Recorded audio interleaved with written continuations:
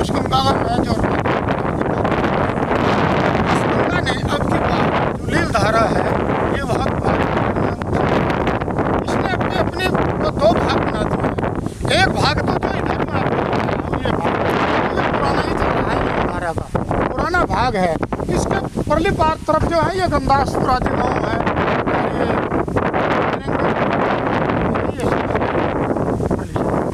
और फिर अब इसने इधर से पहला भाग बीच में जहाँ पर हम खड़े हुए हैं यहाँ पर ये बांध है, यहाँ पर ये बांध बना हुआ है पत्थर का और ये चारों तरफ जो है पत्थर का बांध जो है यहाँ पर ये बना हुआ है। ये तो मैं आपको ये दिखाना चाहता हूँ कि दूसरी धारा जो इसने अपनी बनाई है ये दूसरी धारा है इसकी, दूसरी जो मैंने उधर से अभी आपको दिखाई है ये इसने दूसरी धारा को अपना जन्म दे दिया। मतलब ये धारा वह है जो जिसने ये बाग तोड़ा है इधर 40 बीघे का और ये जो इसको रेलवे लाइन को तोड़कर फाटक को तोड़कर बालावाली को और बिजनौर की तरफ उसने तैयारी कर रही थी। अब इस गंगा को ये मैं आपको पूरा ये एरिया दिखा रहा हूँ जो ढनाई इसने की है। तो ये ढनाई करते करते गंगा जो है ये पहाड़ में यानी बिजनौर से यूपी में घुस रही है। इस गंगा का जो एक आकार है, एक जो इसकी कार्य करने की जो इसकी शैली है कार्य की, इसका जो आशय है वह आशय है कि अपने में अधिक से अधिक एरिया को आकार को बढ़ाए। अपने आकार को यह गंगा जो है विशाल से विशालतम लगातार बढ़ाती जा रही है। और इधर से जो मैं उत्तर की ओर भी आपको दूर से दिखा रहा हूँ, उत्तर में कितना भारी जल जो है उत्तर से दक्षिण की ओर बह रहा है और इधर किसानों के खेत है गन्ना वगैरह खड़े हुए हैं, ये फसलें भी नष्ट हो जाती हैं। देखो तो इस गंगा ने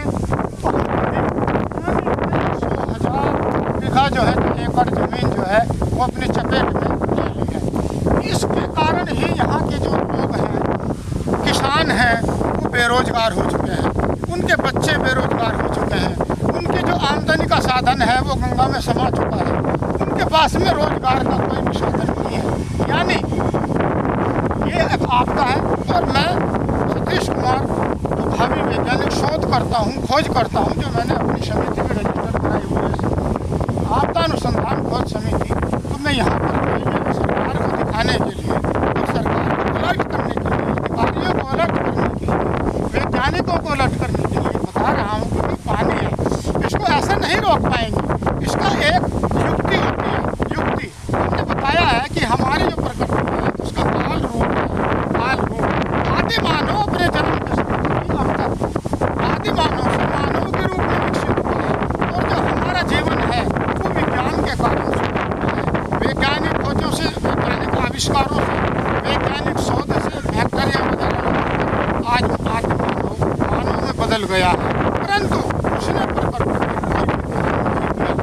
इस खोज को करने में मुझे 22 वर्षों का समय लगा है और सरकार के पास इसकी पत्रावली विचार है, परंतु अधिकारी बहुत सुस्त है।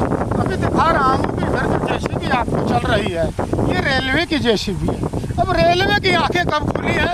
जब बालावाली के स्टेशन को तोड़कर पानी पर लिपार जाने की तैयारी कर रहा था।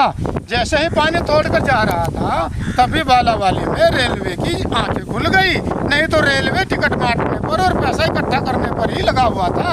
तभी उसने अपने कर्मचारी वगैरह बहुत जल्दी लगाकर, और यहाँ जो मैं आपको इधर दिखा रहा हूँ, ये इधर दिखाता हूँ कितना स्लीपर जो है उसके सीमेंट के स्लीपर, ये सीमेंट के स्लीपर गाड़ी लेकर तुरंत दमादम फेंक दिए हैं ताकि ये पानी कटान ना कर सके और इसको पानी को भी ना पहुँचा सके।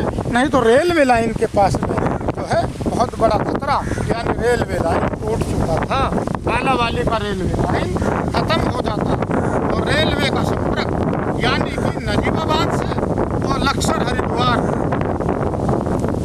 नजीबाबाद से लक्सर हरिद्वार का जो रेलवे का मार्ग है वह टूट गया होता और फिर संपर्क खत्म हो गया होता और सरकार को कई करोड़ का नुकसान हो गया होता। परंतु सरकार ने सरकार के इतने बड़े नुकसान को सरकार की आंखों के सामने एक वीडियो के माध्यम से ला रहा, परंतु सरकार ने मुझको अब तक 1 लाख रुपए की वैज्ञानिक उपकरण खरीदने के लिए नहीं दिए हैं।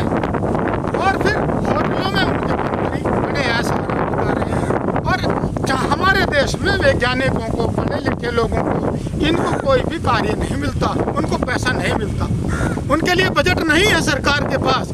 सरकार के पास बजट है होटलों में आराम करने के लिए, लड़कियों को नचाने के लिए और रात को मदिरा पीने के लिए। तो इनके पास तो एकदम बजट पास हो जाता है। परंतु जो लड़के जो लोग हैं वो शोध कर रहे हैं, वैज्ञानिक अनुसंधान कर रहे हैं, सरकार को दिखा रहे हैं, वीडियो चला रहे हैं, उनके लिए सरकार के पास, मंत्रियों के पास, विधायकों के पास ना तो कोई छोटा आता है, ना बजट आता है और ना उनके पास कोई पैसे हैं। अब मैं दिखा रहा हूँ, अब आप तो ये बता दीजिए कि मैं शोध करता हूँ और मैंने BA ज्योग्राफी से किया है भूगोल। और भूगोल को आप जानते हैं क्या चीज़ है? भूगोल पृथ्वी की तकदीर को बदल देता है, अर्थात उसके जड़ को दिखाता है भोज पर पृथ्वी का आकार है। मैंने भूगोल से BA किया है, ये शोध किया है इस पर आपको। और फिर यहाँ अब आप मुझको बताइए कि आपके मंत्री है, विधायक जो ठंडी छाँव में लोग मारे पड़े हैं, बताओ कौन यहाँ पर वीडियो बनाने के लिए आया है? एक वैज्ञानिक, एक भावी वैज्ञानिक, एक शोधकर्ता, एक खोज करने वाला व्यक्ति आज इस घटना को, इसकी जो घटना की आपको है, यह आपको मैं भेज रहा हूँ, दिखा रहा हूँ ताकि किसी को जानकारी हो, सरकार को नुकसान ना हो। क्यों? यह संपत्ति हमारे राष्ट्र की संपत्ति है, हमारे देश की संपत्ति है और जो लोग हैं वो हमारे देश के नागरिक हैं। यदि वो मरते हैं तो उसका नुकसान भी हमें ही है, यदि हमारी संपत्ति बर्बाद होती है तो उसका नुकसान भी हमें ही है। तो ये मैं सरकार को जो है बड़े गहराई से इस पर जो है दिखा और इसको बता रहा हूँ कि इसी तरह ये एक बहुत बड़ा विशाल काय समंदर का पहाड़ों पर चढ़ चूँकि मैंने बताया था सन 2023 में जब जोशीमठ में भूकंप आया था तो वहाँ पर दरार कर पानी निकलना आरंभ हुआ था। इसी प्रकार जोशीमठ में और तुर्की में जो भूकंप के बीच में केवल 2-3 दिन का अंतर है। पहले जोशीमठ में भूकंप आया और उसके बाद तुर्की में महाविनाशक भूकंप आया जिसमें बिल्डिंग की बिल्डिंग धरती पर धराशायी हो गई। और फिर उसमें क्या हुआ, 300 किलोमीटर लंबी दरार जमीन फट गई और जो आपकी 650 जो है चौड़ी दरार जो है वहाँ पर पड़ी तुर्की में। क्यों? मैं बता रहा हूँ कि ये गंगा जो है ये इतना बड़ा विशाल रूप क्यों धारण कर रही है। मैंने अपने वीडियो में और फाइल में ये लिखा है कि भूगोल के अनुसार, भूगोल की जो प्रक्रिया है उसमें लिखा हुआ है, साइंटिस्टों ने लिखा है जिस पर मैं शोध किया है।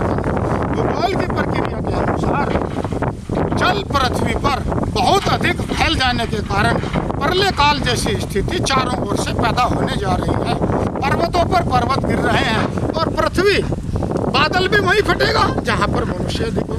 परंतु क्यों बादल इसलिए फट रहा है, मनुष्य को मार दे, खत्म कर दे, मिट्टी में दबा दिया। क्यों दबा दिया? अरे भाई ये काल रूप है, बादल वगैरह आसमान सब, ये मनुष्य नहीं है, ये कोई देवी देवता नहीं है जो इनको आप कहते हैं, ये तो हमारी प्रकृति है।